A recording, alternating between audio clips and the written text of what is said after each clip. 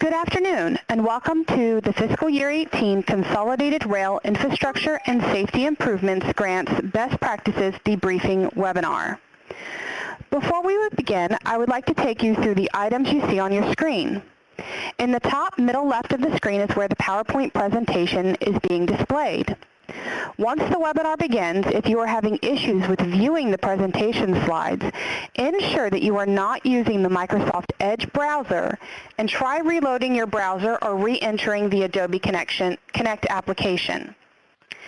At the bottom left of your screen in the Troubleshooting Notes pod are some visual and audio troubleshooting tips and steps to ensure that participants can both hear and see the presentation.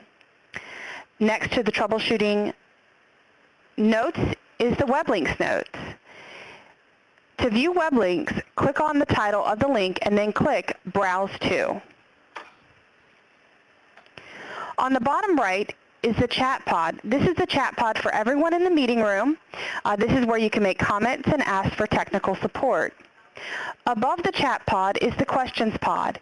This is where you can ask questions that will be answered during the Q&A portion of today's presentation. We will also be conducting polls throughout the webinar.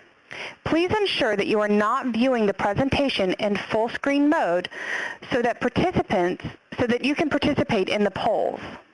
Again, do not view the presentation in full screen mode so that you can participate in the polls.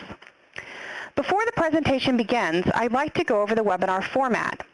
We'll start off with a brief introduction, ask a few poll questions, and then launch into the presentation. Our speakers will take turns discussing the material, and we will have a few poll questions throughout to get some information from you. Following that, we will have a question and answer session where FRA will address your questions posted in the Questions for Presenters pod. Today's speakers are all staff at FRA and include Francis Bourne, Amy Hauser, Nate Volmasil, and Andrea Martin. I will now turn the webinar over to Francis. Great, thank you, Mary. We're going to spend a little time today going over the CRISI program overview. We'll go through some best practices, and we'll do a recap and then open it up for Q&A. So Mary, would you like to do our first polling question? Yes, our first polling question says, what type of organization do you represent? Answer A is state. Answer B is interstate. Answer C is public agency or publicly chartered authority. Answer D is local government. Answer E is Amtrak. Answer F is industry or consultant. And answer G is other. We'll give a few more seconds to allow people to answer.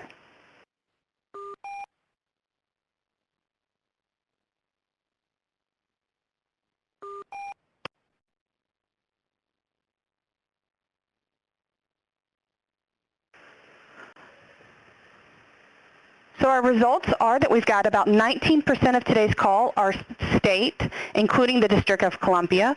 About 11% are public agency. 17 are local government. 5.8 are Amtrak, and about 33% are industry or consultant. We have one more poll question to be asked. I'm going to pull that up right now. Question number 2. Did you participate in any previous discretionary grant program webinars? Question A, yes, the FY17 CRISI and Restoration Enhancement Grants. B, yes, the FY18 CRISI PTC grants. Answer D, no, I have not participated previously. C is yes, the FY18 CRISI grants. Give a few more minutes for that one.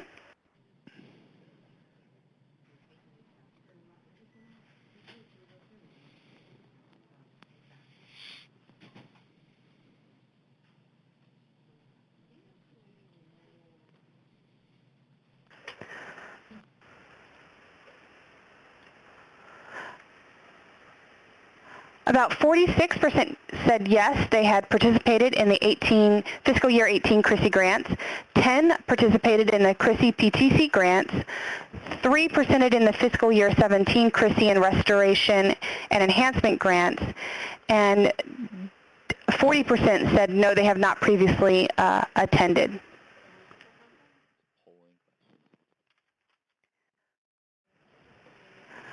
Francis?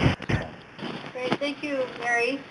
So we'll go right into our program overview. The grant purpose that we're looking at today is to fund projects that improve the safety, efficiency, or reliability of intercity passenger or freight rail systems.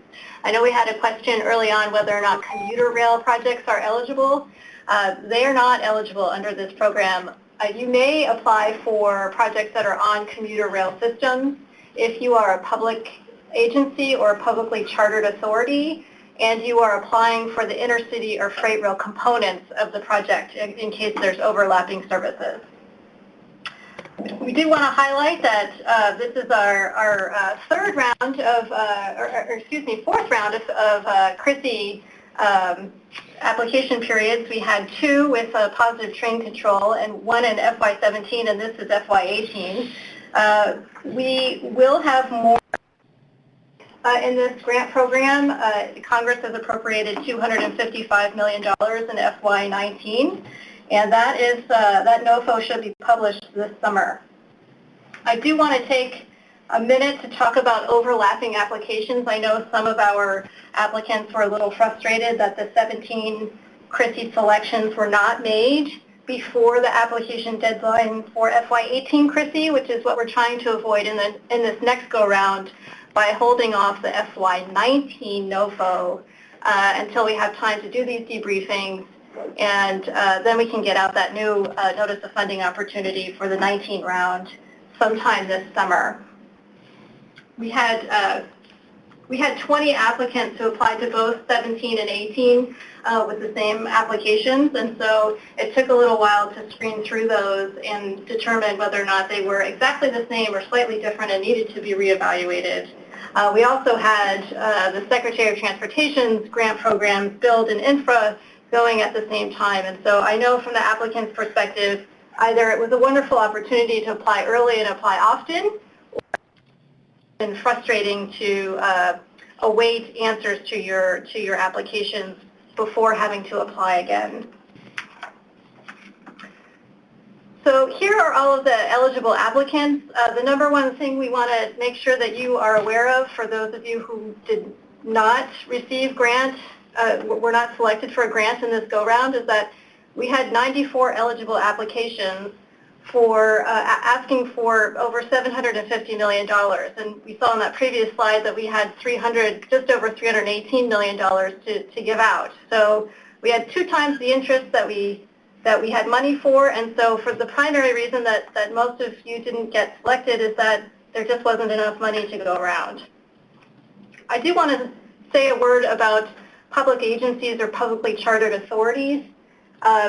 In some cases, it took us a while to determine what the authorizing statute or the public charter was for those eligible applicants, and that can hold up the entire eligibility review as we have to investigate what that is. And so we saw that in some of the port authorities and some of the county economic development commissions.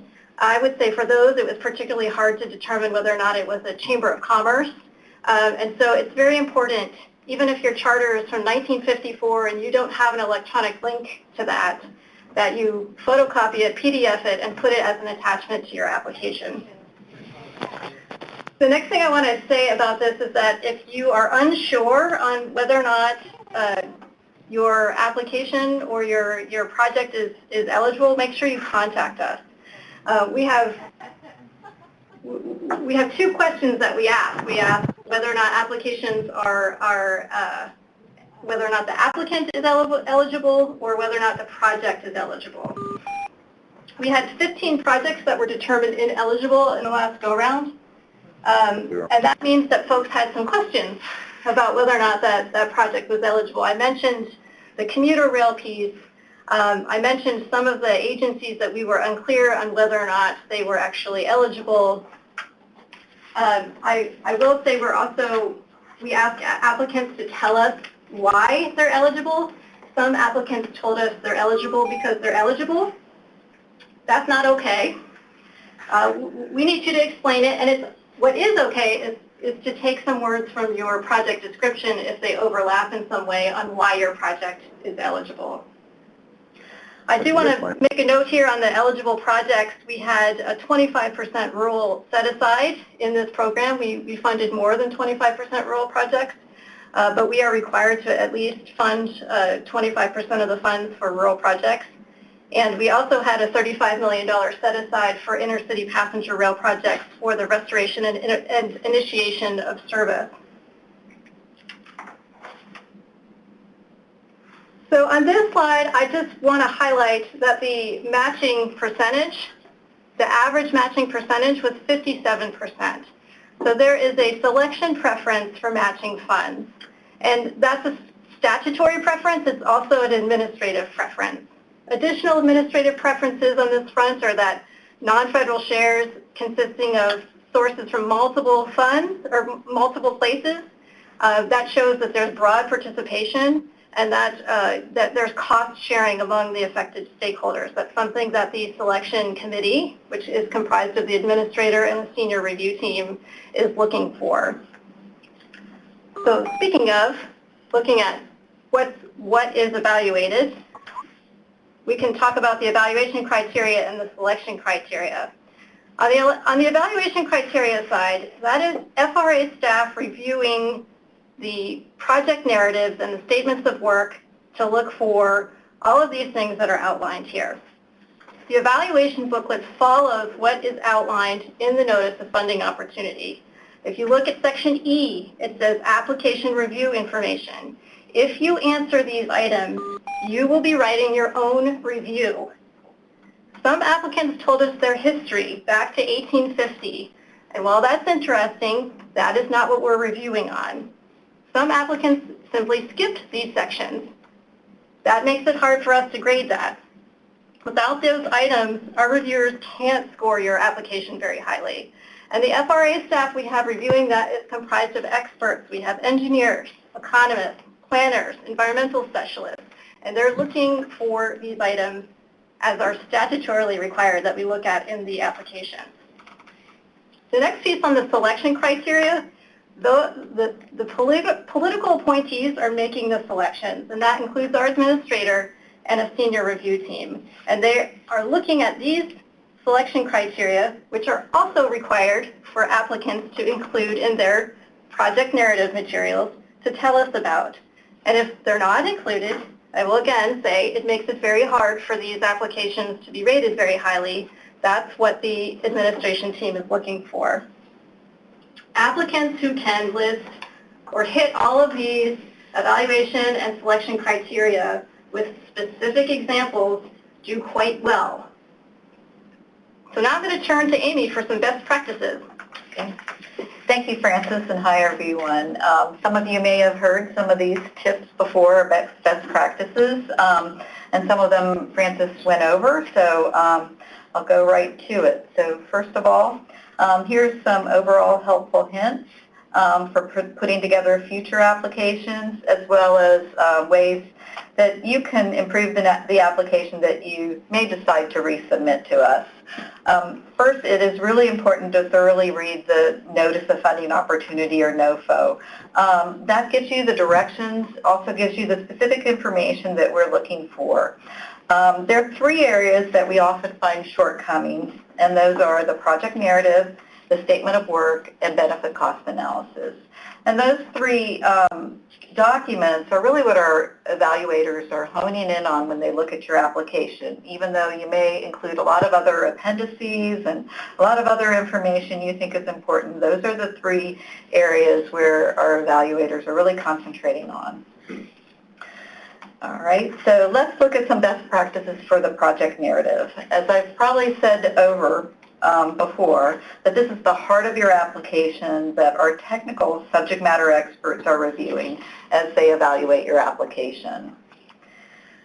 So in this project narrative, for the project narrative, we actually provide an outline, and it's really important to include all of these elements that are shown in the outline and provide the information required in each section. And Francis also emphasized this point. First of all, on your cover page, this is important to, one of the things that I think is really important in this area, other than you do provide some basic information to us, is to let us know if you've submitted this application to another federal grant program, especially one where selections have not been made yet, so that we can coordinate with those folks, whether it's folks at FTA or in the Office of the Secretary, to see if your application is one that would be potentially selected for those programs. Okay, next, the project summary. This is really important to follow the directions as well. Please be brief. As Francis said, you don't have to provide a lot of history or background in this section. It's, some of that information actually might be important in an appendix or another part of the application, but do be brief for your project summary. Answer the journalistic questions of who, what, when, where, and why, and highlight the benefit of the project. As a tip, you can look at past FRA press releases. They provide usually a good 1 or 2 sentence description of the project. Those are really important for us.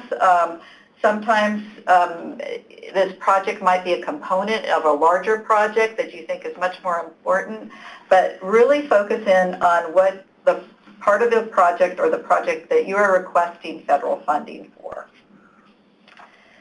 Okay, the next area for the project funding information.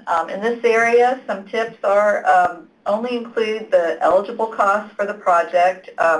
Do specify the sources for the non-federal match. That's very important, as well as any information if you're going to provide any in-kind match, if you're going to do that. Describe any non-federal funding arrangements, such as public versus private sector match, as well as if you do have those arrangements, do attach funding commitment letters, so that we know that those parties are definitely committed to the project. Or if you don't have that, identify when the proposed match will be available, when you expect that will actually happen. Next, I'm going to skip over the sections 4 and 5 on eligibility, because Francis did a great job talking about eligibility. But again, it is important for you to tell us, don't just assume we know that you're eligible. All right, next is the detailed project description. Again, hone in on your project. There's no need to include interesting, but what would be considered ultimately extraneous information. Read the NOFO to see exactly what information we're looking for. When possible, quantify your data, in actual numbers versus just qualitative statements. You can repeat some of the highlights from your benefit cost analysis. That's always a good practice, because primarily we have a group of economists focusing in on the benefit cost analysis versus our technical subject matter experts. They'll be looking for overall project benefits, but may not have the time to go through your benefit cost analysis, nor have the experience as our economists do.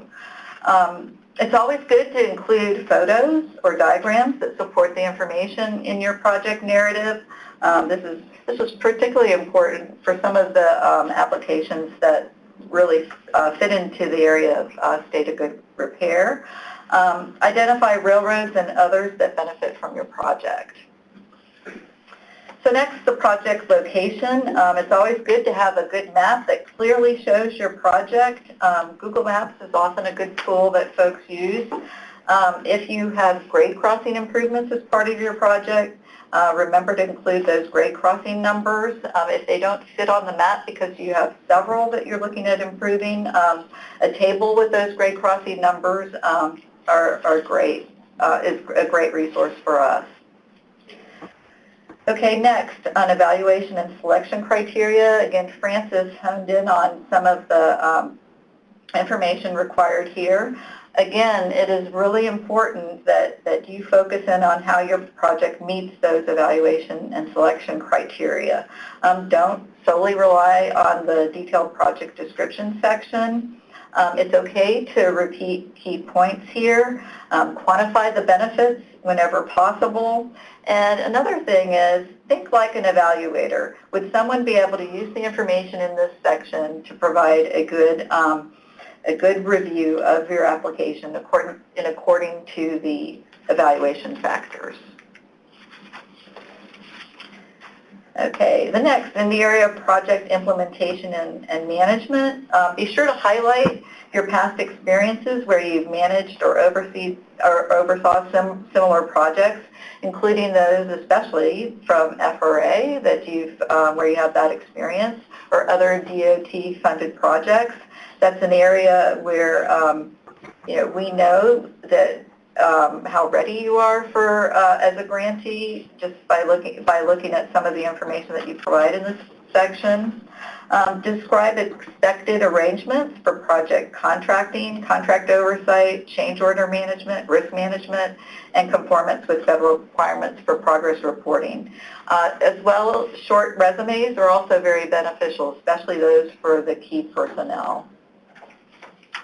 Okay, the last section here in your project narrative is environmental readiness, and Andrea is going to go into more information than I'm able to, or more detail, but definitely make sure you document your environmental work and the progress that you've made in this area, either if you've initiated some of the environmental work or completed it. Some good applications also may show, for instance, that for another project, such as at FTA, you completed the environmental compliance for FTA. That also provides good information about environmental readiness. Okay, so now I'm going to move on to some best practices for your statement of work. We do have a template for your statement of work, so be sure that you use that. We also have FRA standard cost categories. That's one way you can organize your statement of work and budget, so I did provide a link here for that. Please, again, ensure consistency among the project narrative, statement of work, benefit cost analysis, and other application materials as you fill in information. So when you're putting together your statement of work, definitely use that template. Be sure you fill it in. I think we've maybe had one or two instances where someone just includes the template as the template. And this is an area where we can really look and see how ready you are in relation to actually getting started on the project. So it's really important to be sure you organize this statement of work into logical and discrete sequence tasks. Definitely provide some timing for those tasks. That allows us to also look at readiness. Identify some deliverables that you'll use to communicate progress and completion of the task. Definitely, as I said previously, with your budget, ensure those numbers match other information in the application. Keep in mind that our engineers, regional managers, and other subject matter experts that are on our evaluation teams, they really can tell by looking at the statement of work the readiness of your project, because they're the folks that look at statements of work and get them ready for the grant agreements. Again, it is fine to have some overlap of information from the statement of work in relation to what's in your project narrative, but again, make sure it's consistent and not contradictory. I'll have to really stress that, because then it's confusing for us as well as our evaluators to know really what you're putting forth as your project. So with that, I'm going to now turn it over to Nate, who's going to go over some of the benefit cost analysis best practices. I think we have a survey question. Yeah. Mary, do you want to do that? I'm pulling up the survey question now. Question is, do you have experience preparing a benefit cost analysis? Question A is yes, extensive. Question B is yes, limited. And answer C is no experience.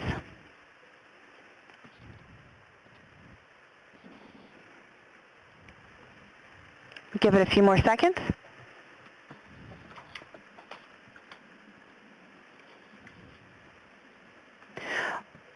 Okay, it looks like about 23% have yes, extensive, 43% have yes, limited, and 32% have no experience.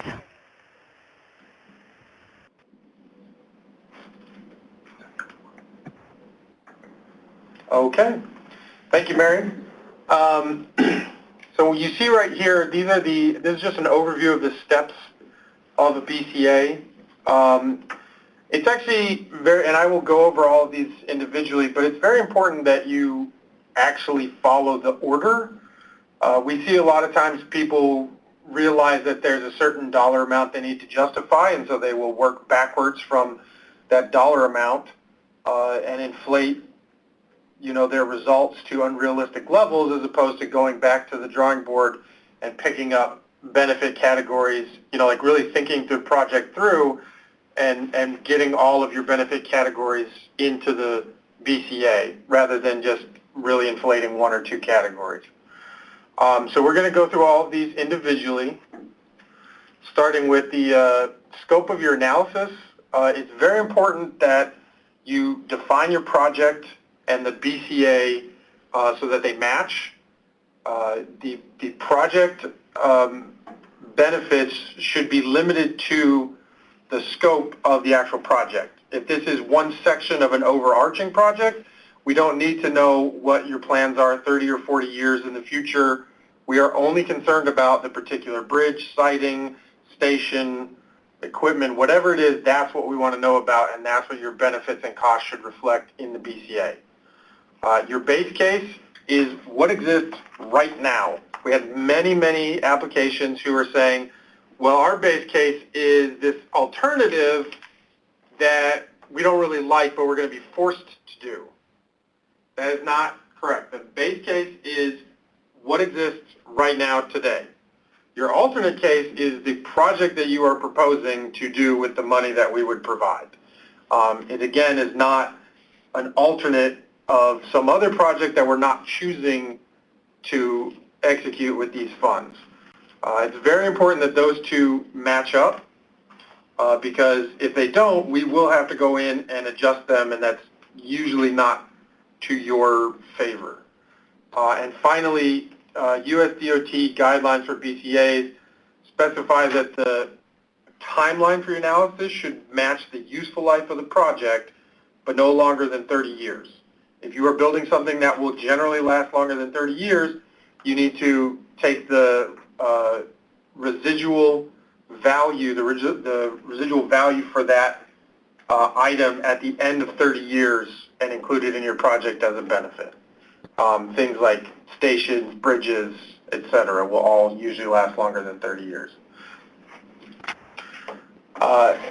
The other big important distinction where we had a lot of people make mistakes is that you really should only be looking at the marginal differences between the base case and the alternative case. We're not looking at the total benefits of your service unless there is a credible threat that your service is going to be completely stopped, right? So a particular improvement to a siding is not going to, make or break your business case. So you have to be realistic about what the specific project is how it's going to change your operations. So as you can see there's several examples that illustrate kind of realistic, sorry, what's the word? Anyway, the examples you have, the intercity passengers, for intercity passenger rail, which is eligible for CRISI, when stations are no longer available, passengers generally will just choose another mode of transportation because stations are usually spaced such they can't get to the other ones easily. Whereas with commuter rail, you're more likely to divert to another nearby station. Host railroads generally won't shut down if there's any way that they can continue to operate over that track. You know, you can put slow orders in, you can reduce the track class. There's many options that railroads will employ before they simply cease all service. And finally, rolling stock has value at the end of its useful life, even if it's just, you know, for scrap metal. So assuming a value of 0 is generally not realistic.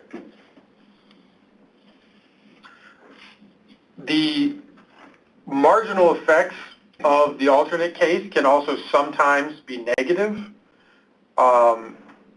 When that is the case, that's totally fine. We are looking at overall net benefits, but those negative benefits should be included in your BCA as negative dollar amounts.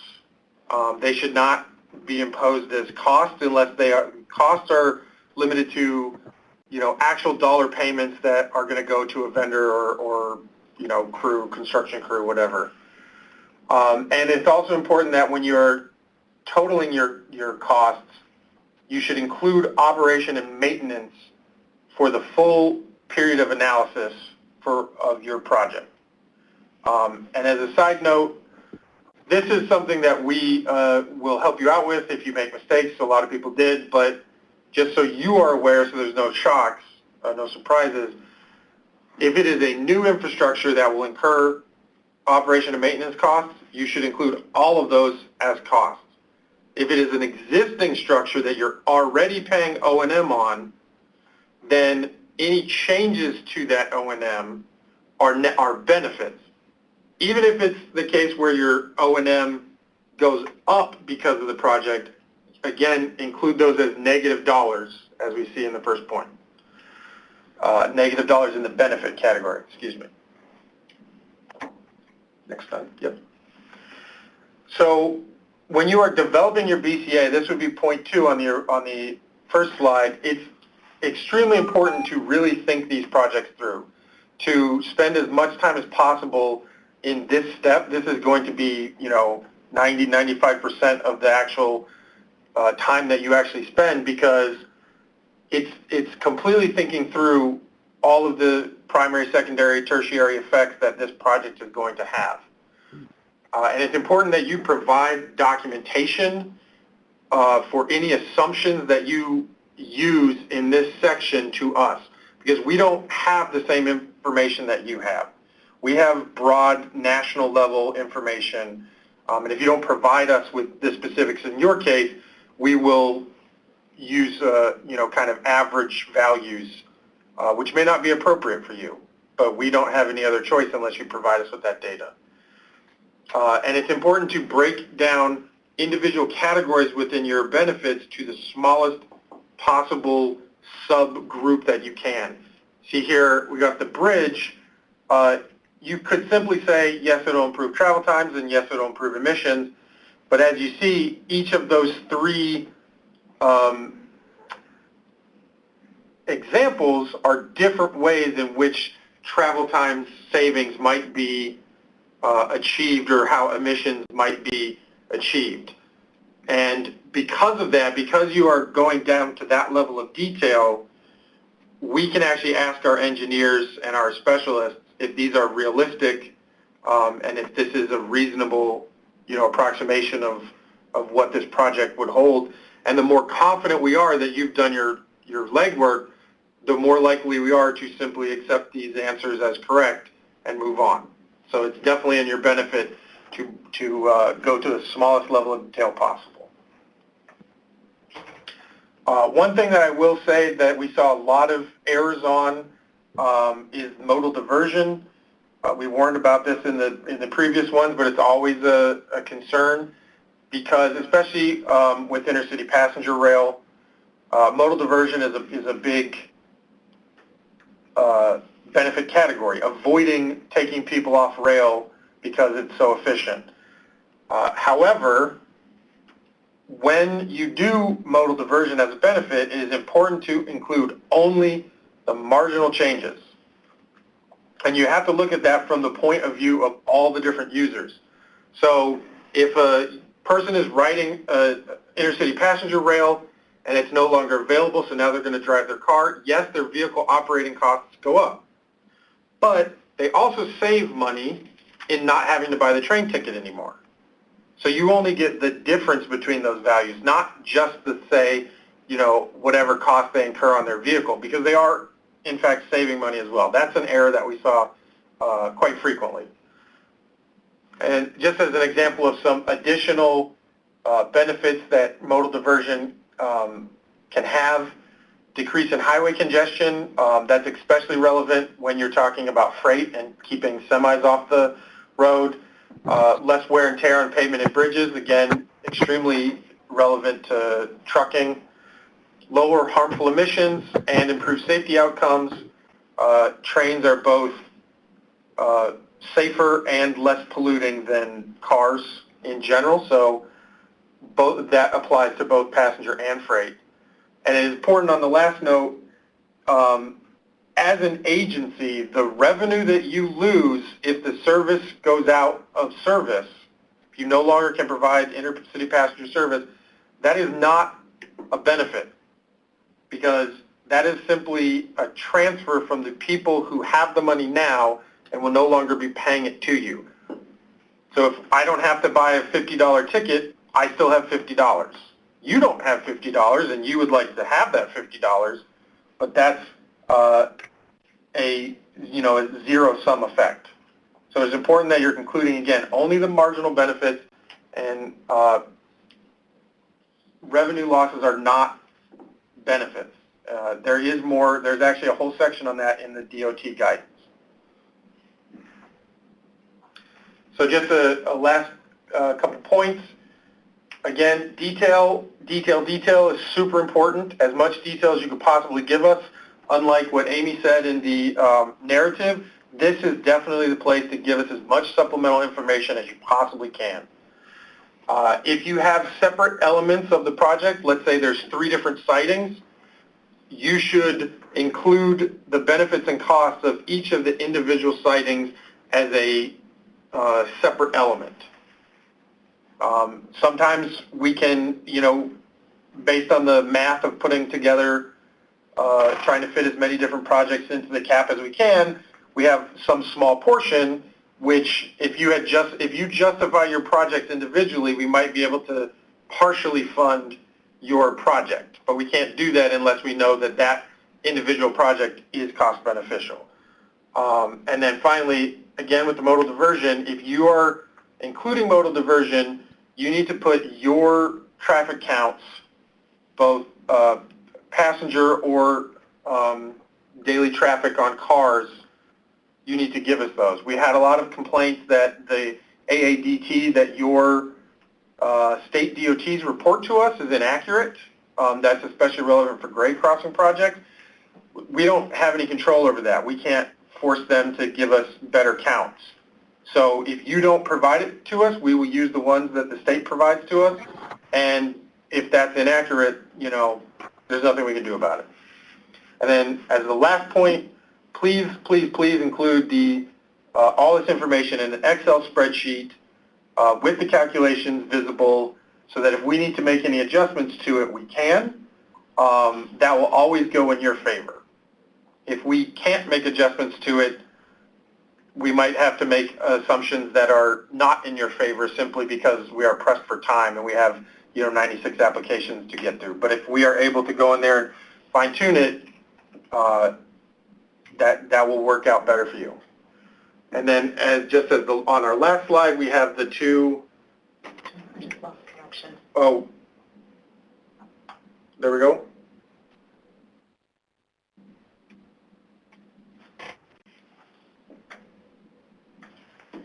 Okay. Sorry about that. Connection has been reestablished.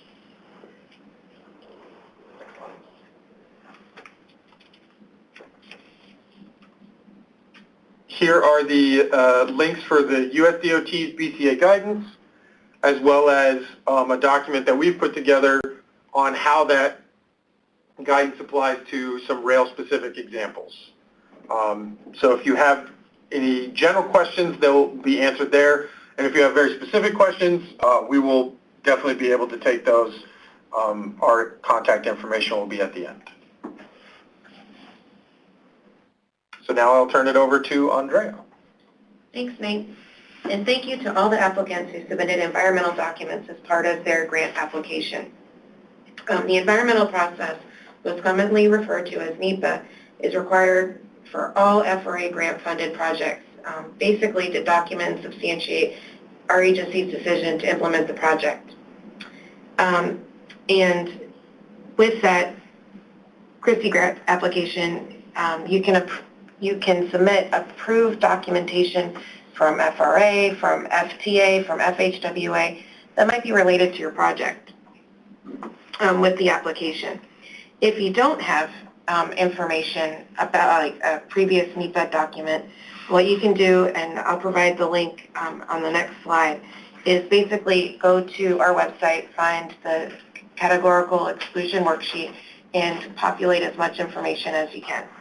And with that, you're encouraged to consider the following information in your grant application.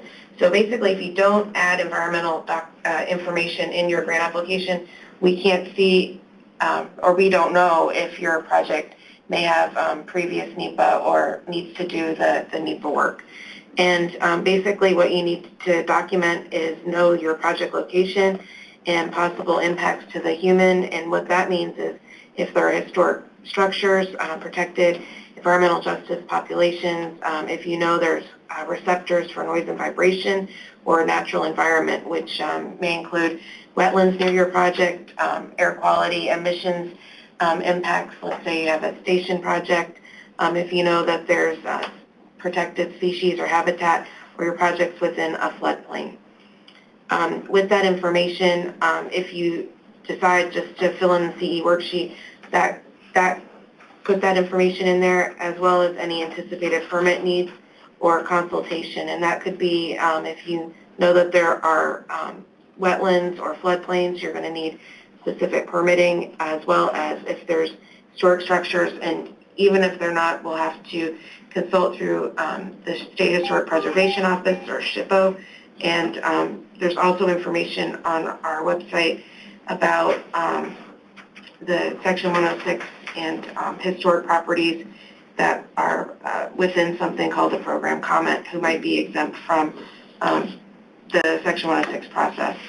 Our website here is, there's some links that are really helpful, and you can rely on your state DOT on find out if they've done projects and ask them about NEPA, previous NEPA within your area. You can talk to people here at FRA, and if you don't know who to contact, we have an environmental mailbox. The link's not there, but it's FRA Environment, ENVIRONMENT @dot.gov. That link, hyperlink, is on the first page of the environmental part of the website, and you can just email that link. It'll get to somebody. The FRA NEPA documentation, with that page, there's information about the categorical exclusion, as well as environmental assessment, environmental impact statement. And at the last page, there's recommended training, environmental resources and methodologies that we've put together for the public. And it's good to just scroll through there, and if you have questions, most likely you can find an answer there.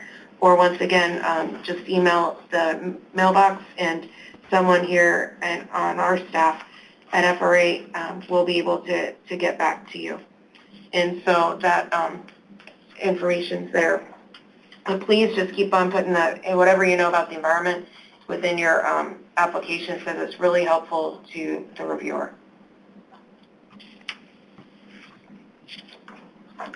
Okay, it's Frances again. We're going to go through a quick recap of what we heard today. So the first one is to read that notice of funding opportunity carefully. And what we mean by that is that this is your recipe. You need to follow the recipe, and you will make a delicious dish. Each year there are slight changes, and we'll always tell you what the evaluation and selection criteria are. Take some time to think about what a successful project looks like. Use the checklist with the application requirements. and address all of those evaluation and selection criteria. Use specific examples.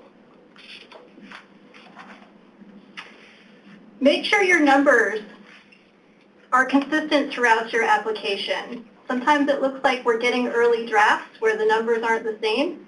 Just double check that before you send that in. And it sounds like a statement of the obvious, but you'd be a little bit surprised at how many applications we see that don't do this.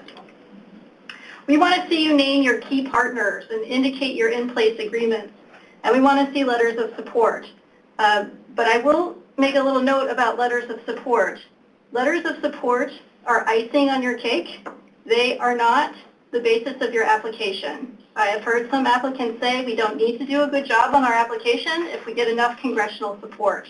That tends not to be the case. Don't rely on that.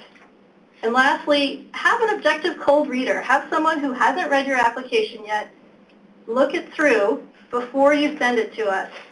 I would recommend that you set your application deadline date 5 days before our close of the NOFO in the next go-round.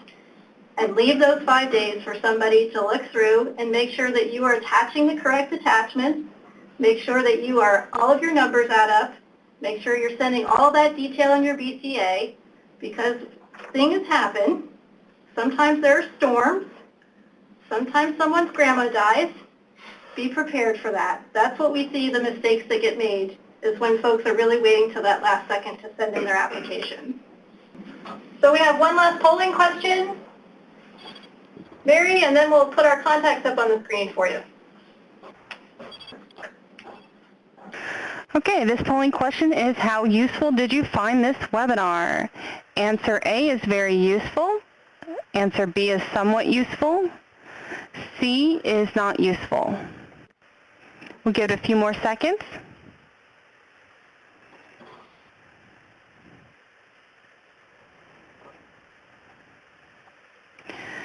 So we have 63% finding this webinar very useful. Back to you. All right, well, thank you. We'll put our contact information on the screen.